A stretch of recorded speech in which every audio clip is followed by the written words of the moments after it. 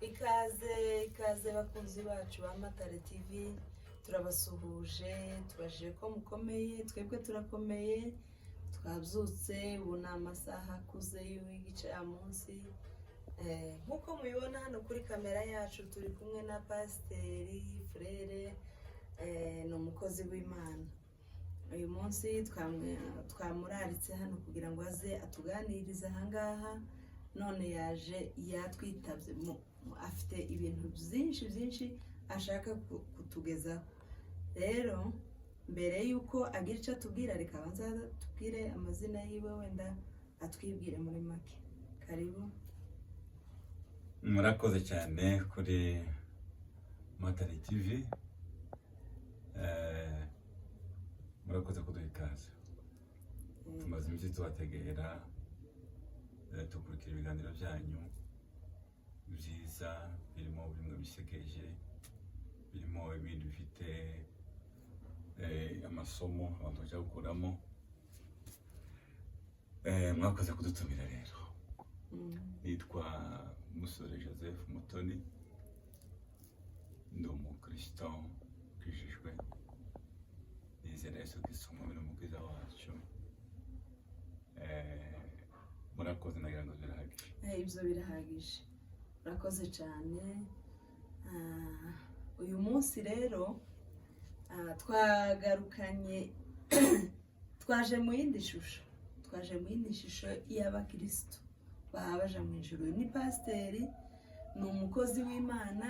Ubushize twaganiriye n'undi muvandimwe ku kintu c'amapataro, noneho mubwira yuko amapataro ari mabi ku bakobwa se cyangwa abagore. Ariko muri komanteri n'abandi bantu bagiye bambwira, barambwiye ati amapataro aremewe, nta kibazo c'amapataro. Amapataro niyo aba yambitse abantu abakwije. Rero ibintu by'amapataro ntugasubire kubivuga.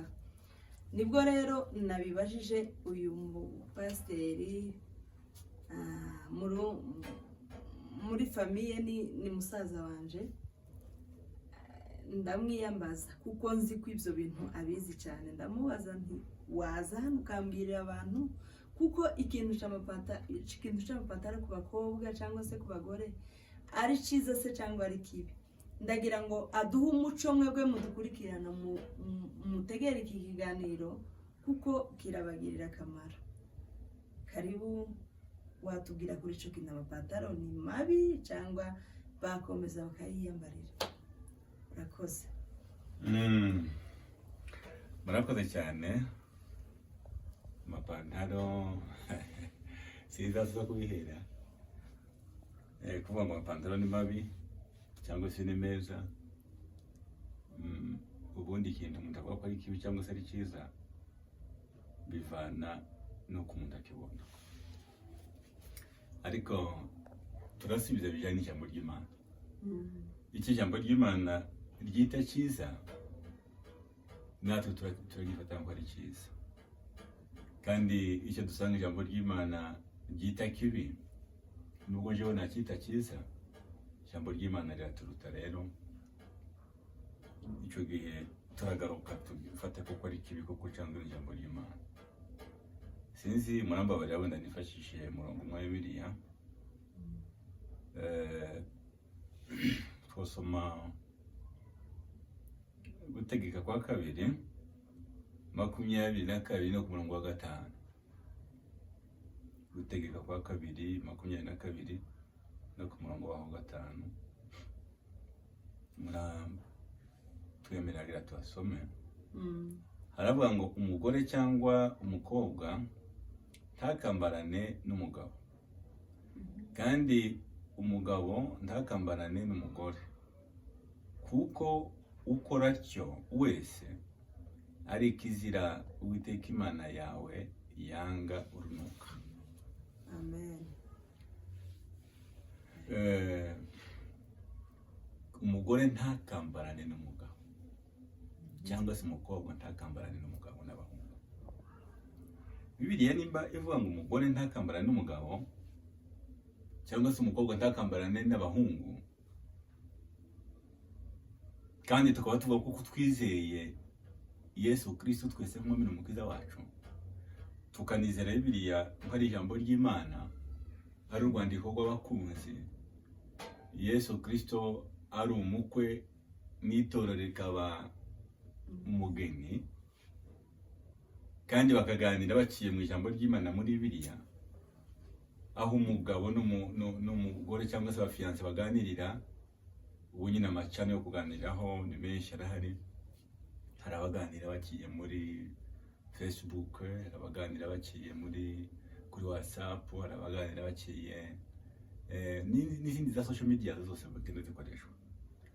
Ariko abakunzi ba Yesu Kristo, umugeni wa Yesu Kristo nk'umukunzi, aganirira na Yesu Kristo cyangwa se aganira n'Imana biciye mu ijambo ry'Imana muri Bibiliya.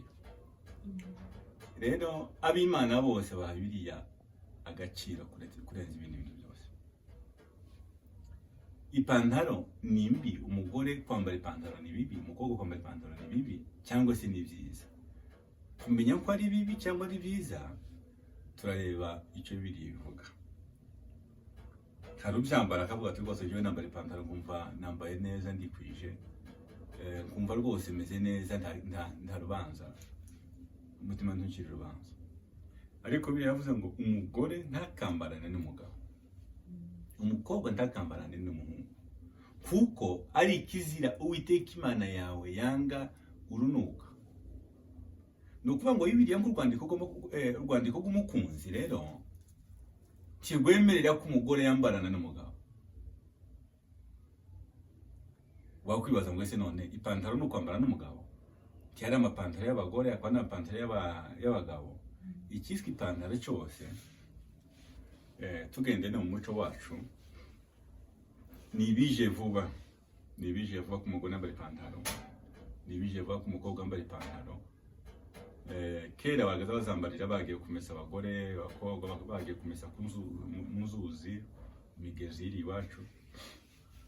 Niyo twaza kumva kuko bagaza bagera bakigera n'imyenda y'abagabo gukungura mbese uparapara.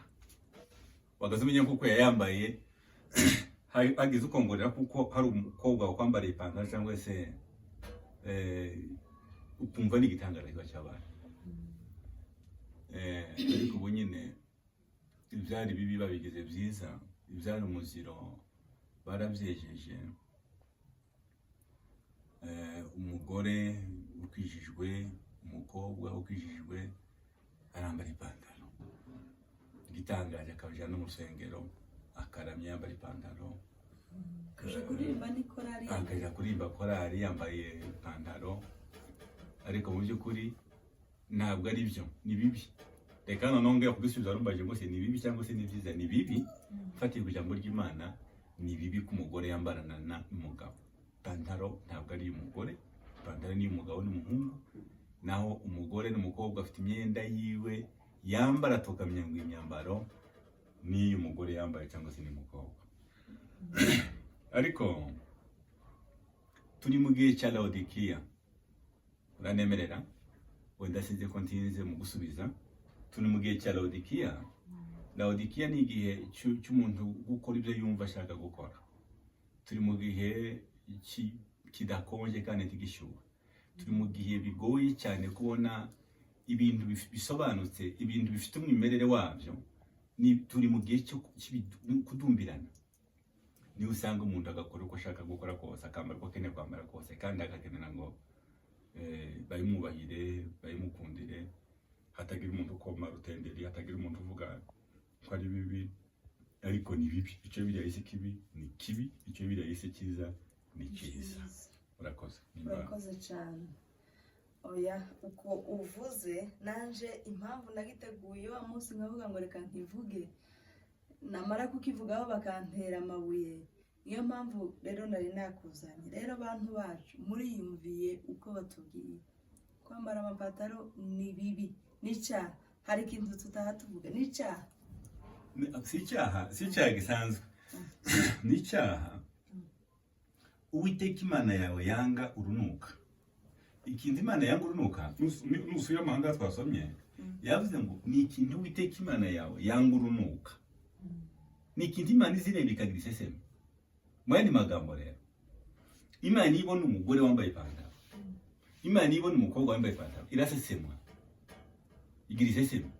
Kuko yavuze ngo ni ikintu Uwiteka Imana yawe yanga urunuka. Ikintu umuntu yanga urunuka, cyangwa se ikintu Imana yanga urunuka, ikintu wanga kuri urwo rwego ni ikintu ureba kikagutera iseseme. So kuba kubi gusa birenze kuba kibi, birenze urunuka, yani ni urunuka, ni icyaha. Murabyumva ko batubwiye ko ari icyaha, ngo birenze kuba bibi, birenze icyaha, ni urunuka, ni mbuze uko no bivuga, ariko yabisobanuye neza. Wenda nimba nakongera kandi kantu, kongereho rwose. Urebye mu zahishu Yohana, kuko wenda hari igihe umuntu wavuga ati no, asonye umurongo umwe wa Bibiliya, buriya umuntu yawusobanura uko akeneye gusobanura, ariko twakongeraho n'ubundi wenda izahishu Yohana 3 ku murongo wa 14 kugeza ku murongo wa 19 niyo dusanga amagambo ya Laodikiya. Igihe tugeze mu cya Laodikiya, tugeze mu gihe cya Laodikiya kidashushe kandi kidakonje. Mu gihe umuntu yambukiwe atambaye ariko akibwira kuko yambaye. Reka wenda twasome tuve mu magambo aravuga ngo, wandikire marayika w'itorero ry'i Laodikiya uti, Uwiteka Imana umugaba wo guhamya kandi ukiranuka ukuri, inkomoko y'ivyo Imana yaremye, aravuga aya magambo ati, nzi imirimo yawe yuko udakonje kandi ntubiri. Iyaba wari ukonje cyangwa warubize. Nuko rero kuko uri akazuyazi, akazuyazi nanone ni amazi atera iseseme. Ufite inyota bakaguha amazi y'akazuyazi, abenshi akazuyazi kabatera iseseme. Ni nayo mpamvu twavuze kuko ni kibi, ni bibi kurenza kuba bibi kugeza igihe bitera Imana iseseme, Imana igaseseme. Udakonje ntubire, ngiye kukuruka. Urumva? Umuntu aruka yagize iseseme, ngiye kukuruka. Kuko uvuga uti, ndi umukire, ndatunze kandi ndatunganiwe, ntacyo nkenye. Ndi umukire, ndatunze, ndatunganiwe, ntacyo nkenye. N'amapantaro ngira ngo yambara abakire cyane, bitangira mu bukire n'ubusirimu, mu kwiga no kugenda, ukumva ko ugomba kuva mu rwego rumwe rw'igiturage ukajya mu rundi rwego rw'abasirimu. Ndi umukire, ndatunze, ndatunganiwe, ntacyo nkenye. Utazi yuko uri umutindi wo kubabarirwa, kandi uri umukene n'impumyi, ndetse wambaye ubusa. Urumva rero, uri umukene n'impumyi ndetse wambaye ubusa. Ndore ndakugira inama, ungureho izahabu yatunganijwe mu ruganda, ubone uko uba umutunzi, kandi ungureho n'imyenda yera kugira ngo wambare isoni z'ubwambure bwawe zitagaragara, kandi ungureho umuti wo gusiga ku maso yawe kugira ngo uhumuke. Naho rero vuga ubuhamya bw'abantu 2 cyangwa 3, ijambo ry'Imana ryose ryemerwa kuko ari ukuri. Ni ngaho abantu bagihumirije mu by'ijambo ry'Imana. Ariko murabona ko aya magambo ahavuga ntabwo ahayibwira, ahubwo karayasoma muri Bibiliya, kandi Bibiliya nawe wambaye ipataro wizera Bibiliya kandi urayemera. Rero aya magambo karayakura muri Bibiliya. Mwumve rero, mwumve abantu bambara amapataro twaje hano kubabuza. Turababujije ngo mugabanye amapataro. Biragoye kubwira umusirimu nk'uko bivuze ngo abantu bambara amapataro n'abasirimu, kubwira umusirimu ngo shira ipataro hariya wambara ijipo, ntabwo biragoye. Ariko kubera ijambo ry'Imana, wumve wowe wadutegera. Sinzi nimba hari icyo ubwira abantu basezera tuganda ku musozo. Murakoze cyane. Wenda dusezera mugani wawe.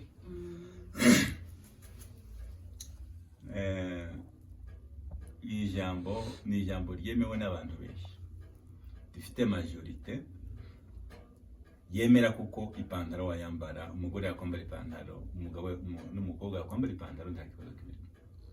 Ariko Imana ntiba muri majorite. Imana iba mu ijambo ryayo. Majorite y'Imana ni ijambo ryayo, n'iki ijambo ry'Imana rivuga. Hari abayambaye bitewe n'uko babwirijwe kuko umugore kwambara ipantaro nta kibazo kibirimo.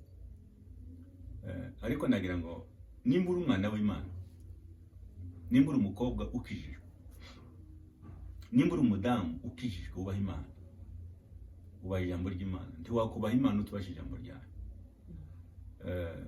Ipantaro si ipantaro yonyine. None tuvuze ipantaro, wenda undi munsi nitubona amahirwe yo kongera kandi kuzaganira, tuzaganira n'ikitari ipantaro, tuganire n'ibindi. Si ipantaro yonyine, tukazakomeza tukareba n'ibindi, gusiga inzara, kuboha imisatsi, kwambara amakabutura, kwambara imyenda ifite imigongo igaragara, bayita umugongo wazi, yambara ugasanga ku gituza, ukagira ngo wenda tayeri yadoze umwenda umwana mutoya, naho yakasa agace kamwe, ibindi yabijyanye muri takataka. Ibyo bindi tuzobiganiraho wenda tubone umwanya, wenda bitaza kuba twibanze ku ipantaro yonyine, ariko n'ibindi byose ni bigaragaza Laodikiya gusa, aho umuntu yiyambika ubusa akibwira ko yambaye kandi yambukiwe. Ariko siko byahoze mu ijambo ry'Imana, kandi siko bigomba kumera ku bana b'Imana baje mu ijuru. Murakoze, wenda tutajanye maremare twagarukiraho. Murakoze, Imana yo mu ijuru guha umugisha, kandi aba baha badukurikirana n'ukuri mu byumve kandi mu byakire. Rero mwandike muri ufite igitekerezo wese yandike muri komanteri, ufite ico yamubaza abyandike muri komanteri, ubutaha tuzabigarukana, azagarukana ibyo bibazo muzaba mwamwandikiye. Murakoze cyane, Imana yo mu ijuru ibaha umugisha. Murakoze cyane.